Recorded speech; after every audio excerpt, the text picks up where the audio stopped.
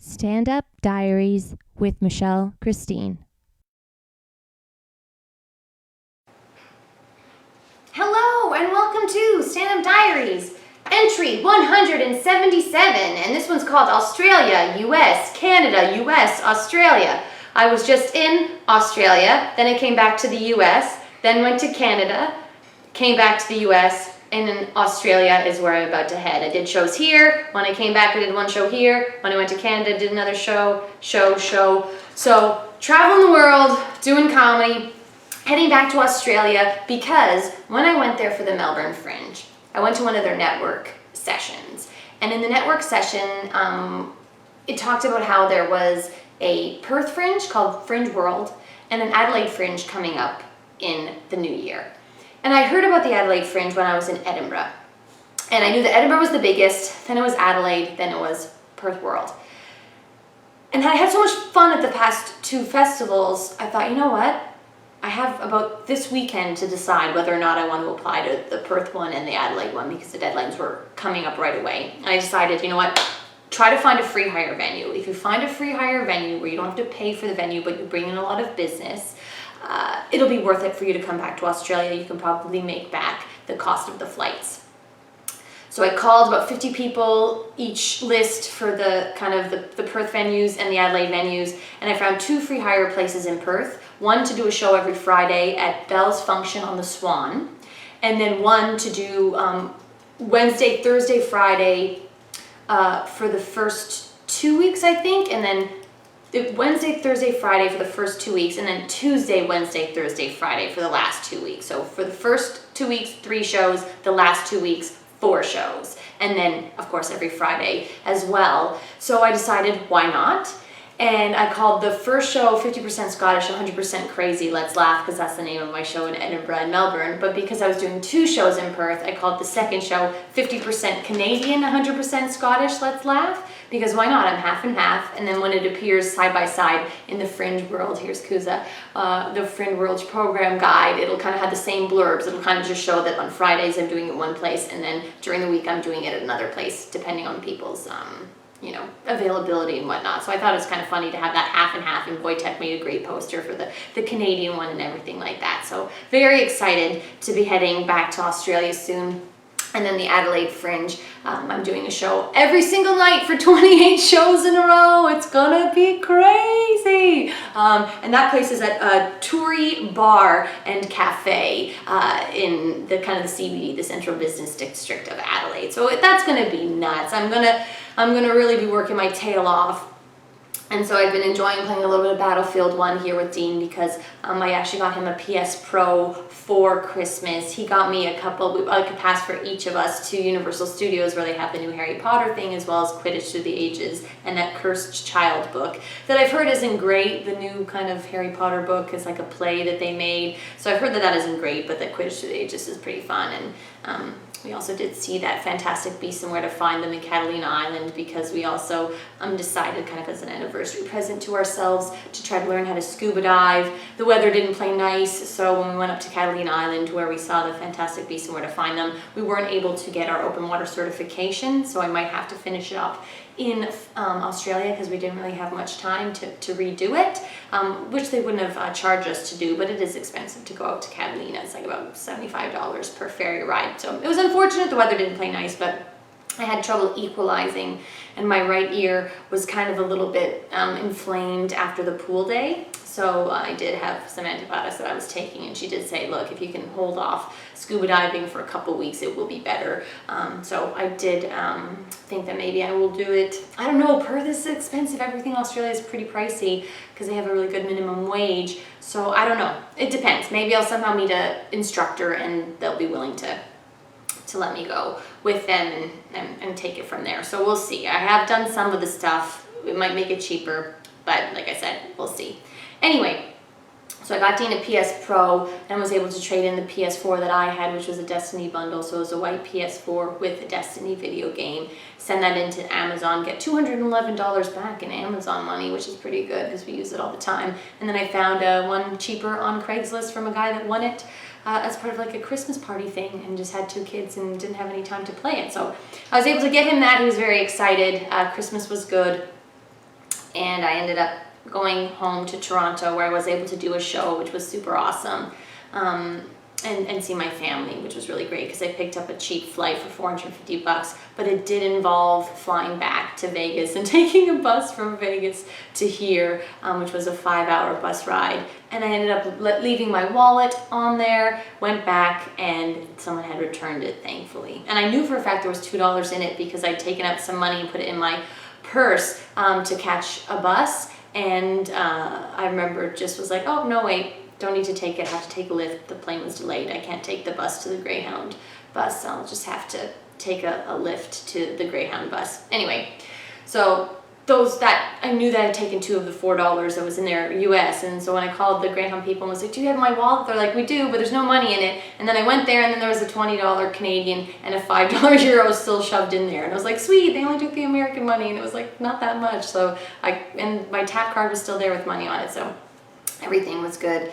But anyways, back to these festivals. I have, the 2, they're all lined up, ready to go. So I leave on the 10th of January.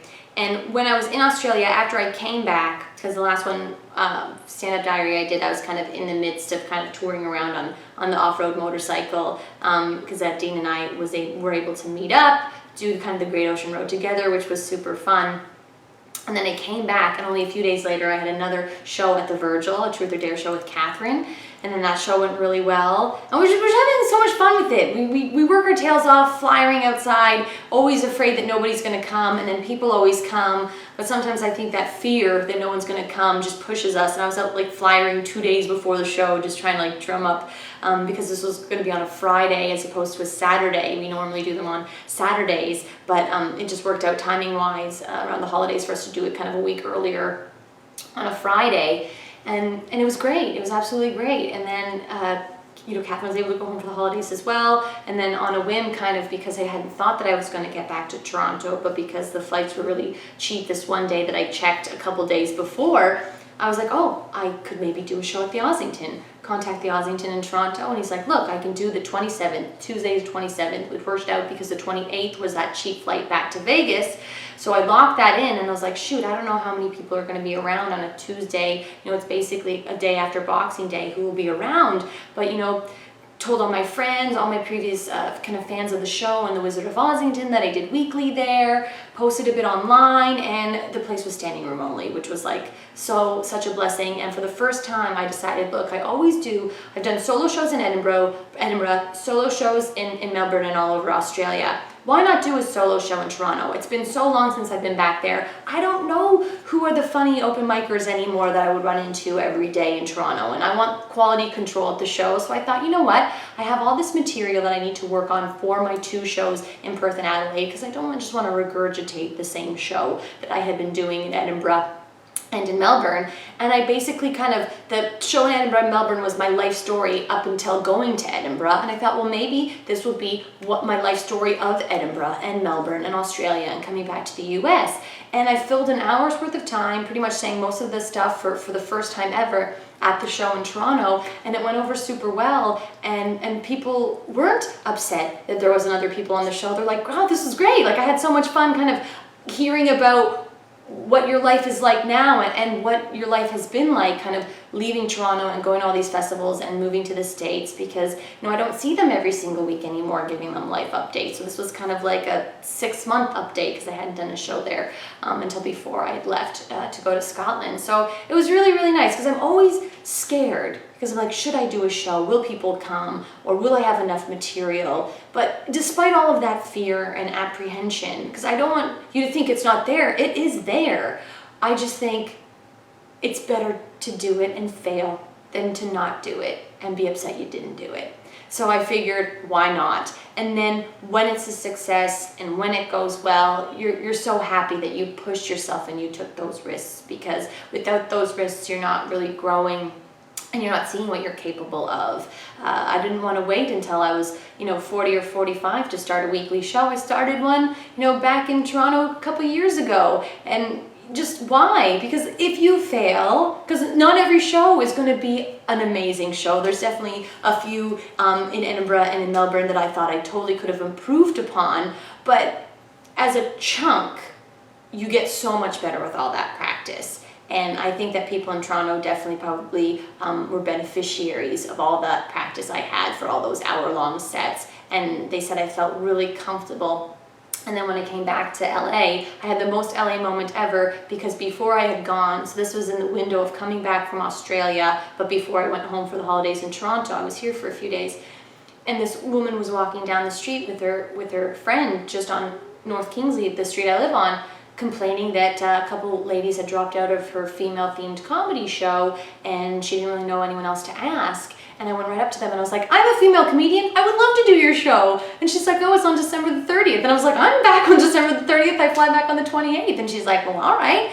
And so we had each other as friends on Facebook. It was like a pop-up theater thing that had never done comedy. It had done other forms of theater. Great venue downtown, really lovely space. And I went up and I just had so much fun. And yeah, a lot of the feedback from the audience was like, you seem so comfortable up there on stage. And that is definitely just from all these plunges that I'm taking and talking for so long on stage and being like, no, my audience is my friend. This is like I'm telling a story to my best friend. How would I say it? How comfortable would I be? And you kind of free yourself to think, okay, I was funny as a person before I started comedy. How can I tap into that?